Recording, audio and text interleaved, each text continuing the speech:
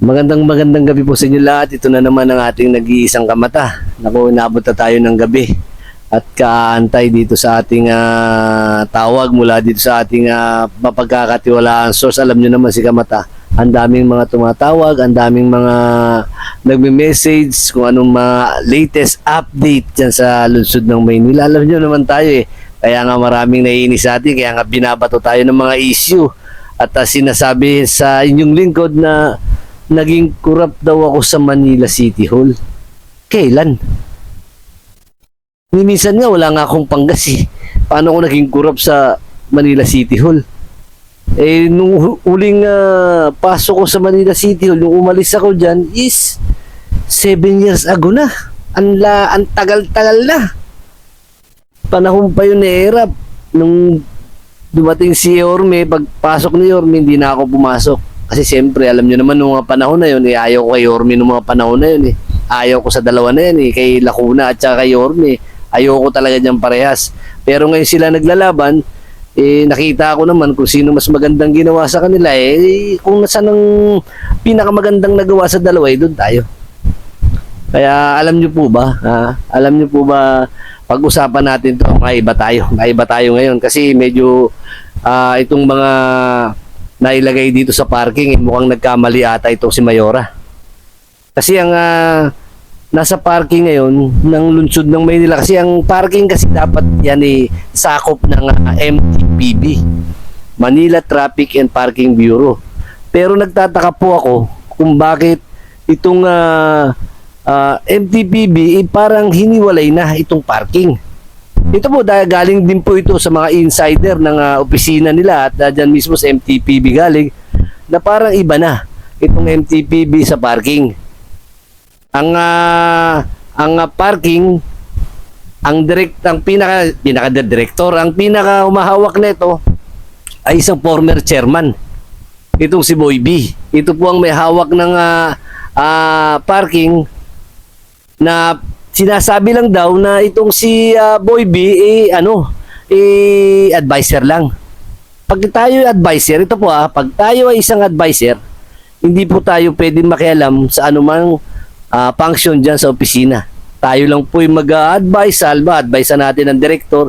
Pero nagtataka po tayo, marami na pong bulong-bulungan at hindi na lang ito bulong-bulungan, sinasabi na rin po ng mga karamihang tao dyan sa Maynila na parang bang ang parking hiniwalay na dito sa MTPB.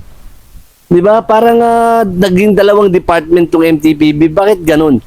Ang sinasabi naman itong iba na malapit dito at nandiyan mga empleyado dyan sa parking na sila daw ay tinalaga direkta kay Mayora. Ay naku po, masisira si Mayora dyan. Binabanggit natin ang pangalan ni Mayora. Huwag natin banggitin yan. Kasi under pa rin kayo ng MTPB. Director ng MTPB pa rin ang may hawak sa inyo. Pero wala tayong magawa. Ganyan ang gusto nila na parang ang parking. Kaya nagtataka karamihan. Bakit para daw dalawa ang director ng MTPB? Kaya nagtataka tayo. Tapos ngayon yung parking, napakagulo. Napakapangit tingnan. Tandaan, hindi po yung malinis hindi po yung sasabihin natin may pinadala lang tayong walis, pinapalinis, hindi po yun ang concern ni Kamata. Ang concern po ni Kamata, yung parking mismo magulo. Di ba? Ang kalat-kalat. Di ba? Kasi kaya kung sinabing makalat, bakit sila nandyan sa bangketa? Bakit sila nandyan sa mga kalsada? Dapat wala sila dyan.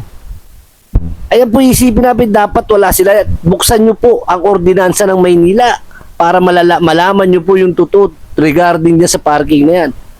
Kasi tandaan niyo, yung kalsada para yan sa mga motorista, yung bangketa para yan sa tao. Tandaan nyo po yan, hindi yan para pagkakitaan dyan sa parking ng Manila City Hall. Di ba? Sentido ko muna lang, hindi natin pinapalinis, pinapalis natin. Ilagay natin sa lugar na hindi nakakaabala. Putsa, dyan na sa Manila City Hall, makikita mo na di ba? Kailangan pa bang lagyan tayo ng sa mata? Sa Manila City Hall pa lang, harap na mismo ng opisina ng Mayora ng Maynila. Makikita na nila ang parking dyan, sa damakmak na parking, yung mga tuk-tuk dyan. Di ba, nakapila pa. Di ba lahat ng bangketa halos may mga parking? City Hall ng Maynila yan, bro. Hindi natin dapat ganyanin. Binababoy natin yan. Alam ba yan ni Mayora? O alam ni Mayora pero hindi lang siya kumikibo. Masisira si Mayora ngayon pa na malapit ang halala sa kanyo ginaganyan. Noon, ang ganda sana kasi nagpalit si Mayora ng direktor. Di ba? Nagpalit eh. Ang ini-expect natin, mawawala na yung mga parking kung malaayos, may lalagay sa isang lugar na hindi naman sila nakakaabala. Di ba? Kaso hindi. Dati, nung yung dati yung ang direktor, yung dati yung namamahala, dalawa din namamahala nun eh. Dalawa namamahala, ang parking dyan sa Manila City Hall, wala sa gitna. Bihira lang sa baba. Diba? Tsaka yung bungad sa may traffic light din sa may City Hall, walang parking dyan. Diba? Yung gilid niyan, lalo na sa SM, walang parking dyan. Alam niyo yan, yung mga nakaabot nung nakaraan. Diba? Nung panahon ni Isko, walang mga parking yan dyan. Pero ngayon, nung pinalitan ni Mayora, Diyos ko, Diyos puro santo, nagyabang pa.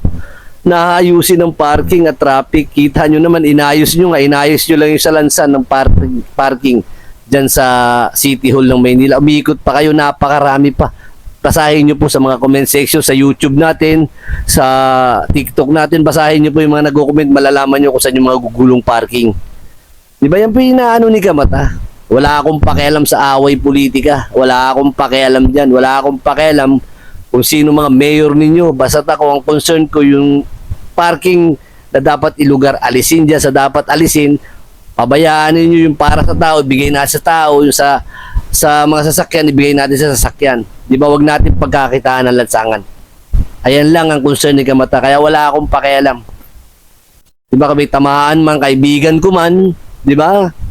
Kumpare ko man, alam nyo naman na pagdating sa parking, noon pa, tinitira ko na yung parking pag nagkakamali. Kasi nakikita ang pangit tingnan. Alam nyo ba kung bakit?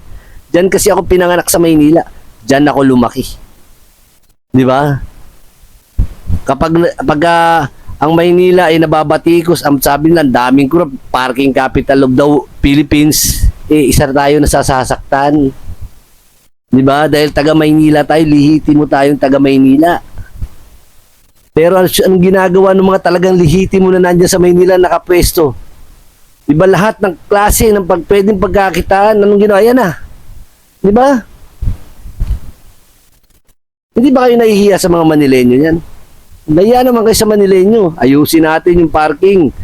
Di ba?